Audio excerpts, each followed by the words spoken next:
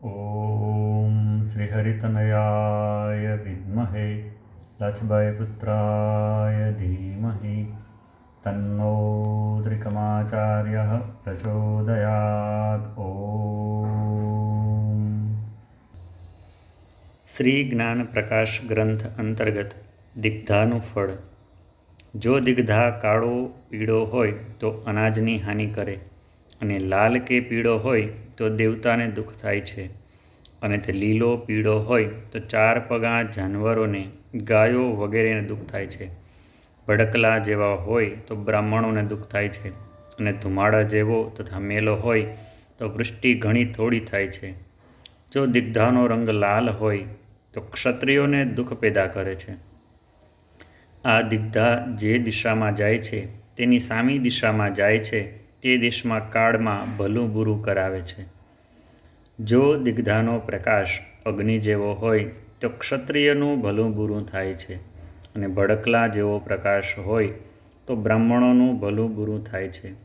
જો કૃષ્ણવર્ણો પ્રકાશ હોય તો વૈશ્યનું ભલું બુરું થાય છે, અને ભગવો પ્રકાશ હોય તો શૂદ્રનું ભલું બુરું થાય છે। જો લીલો પ્રકાશ હોય તો નીચ જાતિનું ભલું બુરું થાય છે, અને જો કાળો પ્રકાશ હોય તો અસુર જાતિનું ભલું બુરું થાય છે। ધૂળ જેવો કે ધુમાડા જેવો પ્રકાશ હોય તો જગતમાં તથા જમીન આકાશમાં બધે ભલું બુરું થાય છે। પૂર્વ દિશામાં દિગ્ધા હોય તો ઇન્દ્રનો કરેલો જાણવો, અને અગ્નિ ખૂણામાં દિગ્ધા હોય તો અગ્નિદેવે કરેલો જાણવો। દક્ષિણ દિશામાં દિગ્ધા હોય તો યમે કરેલો જાણવો। નૈઋત્ય ખૂણામાં દિગ્ધા હોય તો તે ખૂણાના અધિપતિ દેવે કરેલો જાણવો। પશ્ચિમ દિશામાં દિગ્ધા હોય તો વરુણદેવે કરેલો જાણવો। વાયવ્ય ખૂણામાં દિગ્ધા હોય તો વાસુદેવે કરેલો જાણવો। ઉત્તર દિશામાં દિગ્ધા હોય તો બ્રહ્માએ કરેલો જાણવો। ઈશાન ખૂણામાં દિગ્ધા હોય તો શિવનો કરેલો જાણવો। પૂર્વ દિશામાં દિગ્ધા હોય તો ક્ષત્રિયને દુઃખ દે છે। અગ્નિ ખૂણામાં દિગ્ધા હોય તો કારીગરને તથા બાળકોને દુઃખ થાય છે। દક્ષિણ દિશામાં દિગ્ધા હોય તો વ્યભિચારી તથા વૈશ્યાઓને દુઃખ થાય છે। નૈઋત્ય ખૂણામાં દિગ્ધા હોય તો કુંવારી કન્યા તથા કવિને દુઃખ થાય છે। પશ્ચિમ દિશામાં દિગ્ધા હોય તો શૂદ્રો તથા ખેડૂતોને દુઃખ થાય છે। વાયવ્ય ખૂણામાં દિગ્ધા હોય તો ઘોડાને તથા સિપાહીઓને દુઃખ થાય છે। ઉત્તર દિશામાં દિગ્ધા હોય તો વેપારીઓને તથા કુટિલ લોકોને તથા વેદ વિરુદ્ધ ચાલવાવાળાને દુઃખ થાય છે। પડવેને દિવસે દિગ્ધા હોય તો ક્ષત્રિયને દુઃખ થાય છે। બીજને દિવસે દિગ્ધા હોય તો બ્રાહ્મણોને દુઃખ થાય છે। ત્રીજને દિવસે દિગ્ધા હોય તો વૈશ્યને દુઃખ થાય છે। ચોથને દિવસે દિગ્ધા હોય તો શૂદ્રને દુઃખ થાય છે। પાંચમને દિવસે દિગ્ધા હોય તો અસુર જાતિને દુઃખ થાય છે। છઠ્ઠને દિવસે દિગ્ધા હોય તો નીચ જાતિને દુઃખ થાય છે। સાતમ કે આઠમે દિગ્ધા હોય તો કોઈ રાજકુંવરને દુઃખ થાય છે। નોમ કે દશમને દિવસે દિગ્ધા હોય તો કોઈ શહેર ઉપર કોપ કે યુદ્ધ જાગે છે। 11 તથા 12ને દિવસે દિગ્ધા હોય તો રાજ્યના મંત્રીઓમાં તથા દીવાનોમાં ત્રાસ પડે છે। 13ને દિવસે દિગ્ધા હોય તો રાજ્યના ખજાનાને હાનિ પહોંચે છે। 14ને દિવસે દિગ્ધા હોય તો કોઈ પટરાણીને દુઃખ થાય છે, અને પૂનમ કે અમાસને દિવસે દિગ્ધા હોય તો કોઈ ચક્રવર્તી રાજાને માથે દુઃખ આવી પડે છે। જ્યારે મનુષ્યોમાંથી નીતિ ધર્મ છૂટતો જાય છે અને કર્મ પાપ દોષ વધતા જાય છે ત્યારે કલિયુગ આવે છે। જેમ દીપકનું સાધન ચાલ્યું જતાં અંધકાર ફેલાઈ જાય છે, તેમ જગતમાંથી નીતિ ધર્મ અને સત્યતા ચાલ્યા જાય છે ત્યારે અજ્ઞાનરૂપી અંધકાર ફેલાતો જાય છે। જગતના તમામ જીવોને ભૂખ તથા કામનાની લાગણી રહી છે। તેની પાછળ જીવો ભટક્યા કરે છે, અને કોઈ પણ રીતે શાંતિ તથા સંતોષ મળતા નથી। આકાશની વૃષ્ટિના ગર્ભ સારા નઠારા હોય તો જગતમાં ભલું બુરું થાય છે। ચૈત્ર મહિનાના દન્યા અને અષાઢી પાંચમની વીજ આ સર્વ જ્યોતિષમાં લખ્યા પ્રમાણે શુભ હોય તો પૃથ્વીના ગર્ભ સારા કહેવાય છે, અને જ્યોતિષથી ઉલટા હોય તો ગર્ભ જરી જાય છે તો વૃષ્ટિ થોડી થાય છે। કાર્તિક મહિનાની અજવાળી બારસને દિવસે ગર્ભ હોય તો અષાઢના કૃષ્ણ પક્ષમાં વૃષ્ટિ થાય છે. માગશીર્ષ મહિનાની દશમને દિવસે ગર્ભ હોય તો શ્રાવણ મહિનાની વૃષ્ટિ જાણવી. પોષ મહિનાની પાંચમને દિવસે ગર્ભ હોય તો ભાદરવા મહિનામાં વૃષ્ટિ જાણવી. અને મહા મહિનાની સાતમને દિવસે ગર્ભ હોય તો આસો મહિનામાં વૃષ્ટિ જાણવી. આસો મહિનામાં તેરસ, ચૌદસ કે અમાસને દિવસે ગર્ભ હોય તો જેઠ મહિનામાં વૃષ્ટિ જાણવી. પણ તે ગર્ભ જરી જાય અથવા તિથિ, ગ્રહ, નક્ષત્રના કોઈ દોષ આવે તો વૃષ્ટિ ન થાય અથવા થોડી થાય. વૈશાખ મહિનાની પડવે, બીજ તથા ત્રીજ આ 3 દિવસે વાયુની પરીક્ષા થાય છે. જો પ્રાતઃકાળે પશ્ચિમ દિશામાંથી પૂર્વ દિશામાં વાયુ વાય તો વૃષ્ટિ થાય, સારી પેદાશ થાય અને રાજરૈયત સુખી રહે. વાયુ વાયવ્ય ખૂણામાંથી અગ્નિ ખૂણામાં જાય તો વાયરો થઈને વૃષ્ટિ થાય અને પદાર્થ, પ્રાણી, જગત, રાજા અને રૈયત સુખી રહે. વાયુ ઈશાન ખૂણામાંથી પ્રાતઃકાળે નૈઋત્ય ખૂણામાં વાય તો વૃષ્ટિ સારી થાય અને જગતમાં સુખ, શાંતિ તથા નમ્રતા રહે. જો વાયુ પ્રાતઃકાળે પૂર્વ દિશામાંથી પશ્ચિમ દિશામાં વાય તો જગતમાં ક્યાંય કોરું, ભીનું તથા સારું થાય છે અને જગત નિર્ભય બને છે. જો વાયુ પ્રાતઃકાળે અગ્નિ ખૂણામાંથી વાયવ્ય ખૂણામાં વાય તો વૃષ્ટિ અલ્પ થાય અને પાક સુકાઈ જાય અને માણસને ઘણો ઉપદ્રવ થાય છે. જો વાયુ પ્રાતઃકાળે દક્ષિણ દિશામાંથી ઉત્તર દિશામાં જાય તો વર્ષ કરવરું થાય છે અને મનુષ્યોને ઉત્પાત થાય છે. વાયુ પ્રાતઃકાળે નૈઋત્ય ખૂણામાંથી ઈશાન ખૂણામાં જાય તો વર્ષ માઠોડિયું થાય છે અને જગતને ભય રહ્યા કરે છે. ઘડીએ ઘડીએ અવળો સવળો વાયુ વાય તો ક્યાંય વૃષ્ટિ થાય અને ક્યાંય ન પણ થાય. જો ખૂબ આકરો વાયુ વાય તો જડી થાય છે. પ્રાતઃકાળે વંટોળિયો પવન થાય તો કોઈ ઠેકાણે યુદ્ધ અથવા ઉત્પાત થાય. વળી ઘુમરી ખાઈને ઉત્તર દિશા તરફ પવન જાય તો જગતમાં કમતી વરસાદ થાય છે. ઘુમરી ખાઈને પવન દક્ષિણ કે પૂર્વ દિશા તરફ જાય તો જગતમાં વૃષ્ટિ અને સુખ સમધારણ રહે. વાયુ જો પ્રાતઃકાળે આકાશમાં ઊંચો જાય તો દુષ્કાળ પડે છે. અખાત્રીજના દિવસે પ્રાતઃકાળે જેવો પવન થાય તેવું શુભાશુભ ફળ મળે છે.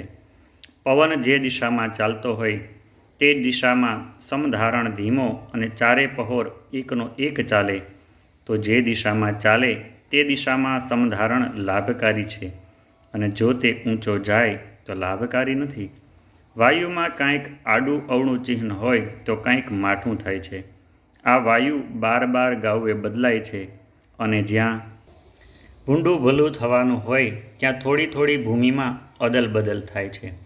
આ વાયુ જેવો વાય તેવી જગતમાં વૃષ્ટિ તથા લાભહાનિ થાય છે. ઇન્દ્રિયો પોતપોતાના વિષયને શોધે છે. ભોગ ભોગવવાથી ઇન્દ્રિયોની તૃપ્તિ થતી નથી, કારણ કે જ્યાં સુધી મન જીતાયું નથી ત્યાં સુધી મન ઇન્દ્રિયોના વિષયો જોઈ ઇન્દ્રિયોને પ્રેરે છે અને ઇન્દ્રિયો તે વિષયો ભણી દોડે છે. ઇન્દ્રિયો પણ ધીમે ધીમે એટલી પ્રબળ થતી જાય છે કે મન ધારે તો પણ તે એકદમ વશ થતી નથી. વરકન્યાના લગ્ન કરવાના હોય તો આગળથી જોશીને પૂછવું પડે, પણ ઇન્દ્રિયો તથા મન તો એકાએક પોતાના વિષયો ભણી દોડે છે અને અનેક અનર્થ પણ કરાવે છે. પદાર્થોમાં જુદા જુદા ગુણ, સ્વાદ, સુગંધ, મીઠાશ રહેલા છે અને તે પદાર્થોની સાથે તે ગુણો વળગેલા જ હોય છે. તે મનુષ્યમાં પણ રૂવાડે વિષય લાલસા ભરેલી છે. મનુષ્ય બહારના પદાર્થોના ગુણદોષ ફેરવી શકે નહીં, પણ પોતાની વૃત્તિઓ ઉપર કાબૂ મેળવવા પ્રયત્ન કરી શકે છે. તૃષ્ણા, કામના અને ભોગ ભોગવવાથી તૃપ્તિ થતી નથી, પણ તૃષ્ણા અધિક વધતી જાય છે. જગતના સર્વ કામોમાં લાભ હાનિ તો રહેલ જ છે. જળ વિકારથી ઉત્પન્ન થયેલા કીડાઓ જળનો જ ભોગ કરે છે, જળમાં જ વાસ કરે છે અને જળમાં જ વિનાશ પામે છે. તેમ વાસના વિકારની માયામાંથી ઉત્પન્ન થયેલા વાસના વિકારના કીડા વાસના વિકારમાં જ વિનાશ પામે છે. વળી અનાજના કીડાઓ, ઈયળો, ધનેડા અનાજનું ભક્ષણ કરે છે, અનાજમાં જ રહે છે અને અનાજમાં જ નાશ પામે છે. તે માયાના જીવો માયામાંથી ઉત્પન્ન થાય છે, માયામાં રહે છે અને માયામાં મરણ પામે છે. જગતમાં રજ પણ સાર નથી. જીવો સ્વાર્થને સારું એકબીજાને દુઃખ દે છે, પણ બીજાને દુઃખ આપવામાં પોતે જ દુઃખી થાય છે તેઓનું તેને જરા પણ ભાન હોતું નથી. દરેક વસ્તુ માત્રને સૂર્યને, ચંદ્રને, વનસ્પતિને, પશુઓને તેમજ મનુષ્યોને ભૂખ અને કામના હોય છે. તેની તૃપ્તિ સારું જીવન પસાર કરે છે, પણ જરા પણ કોઈને શાંતિ વળતી નથી.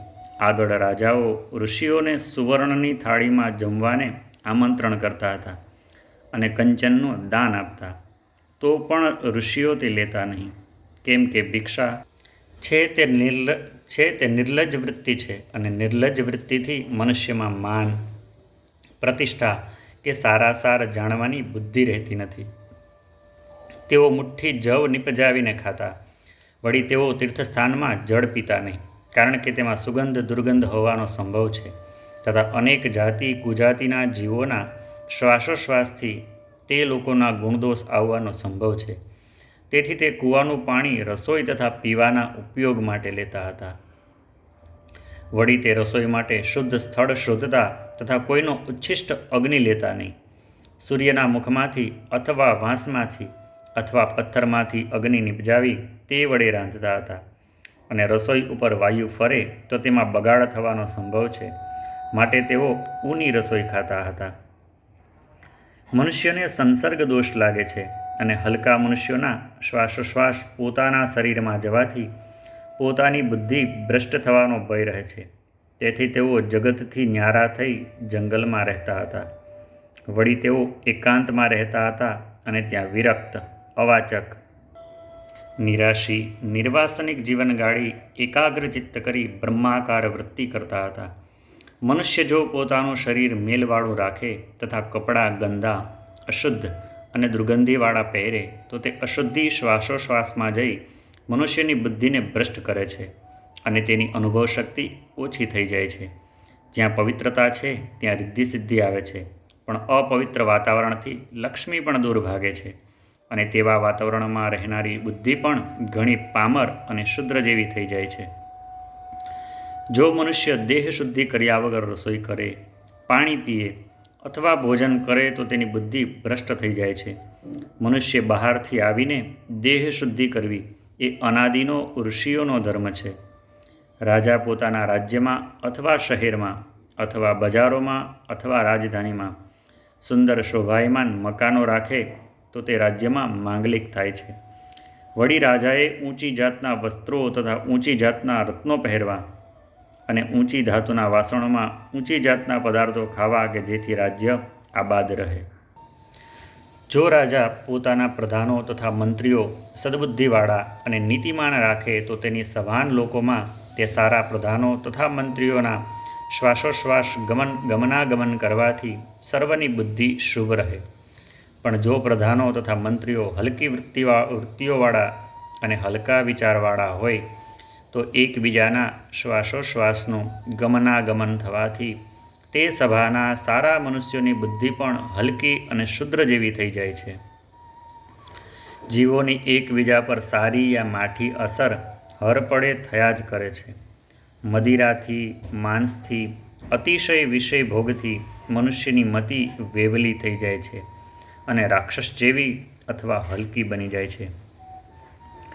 મનુષ્યને સંગતથી અસર થાય છે તેમ જે ભોજન થાય છે તેની પણ સારી યા માઠી અસર થાય છે.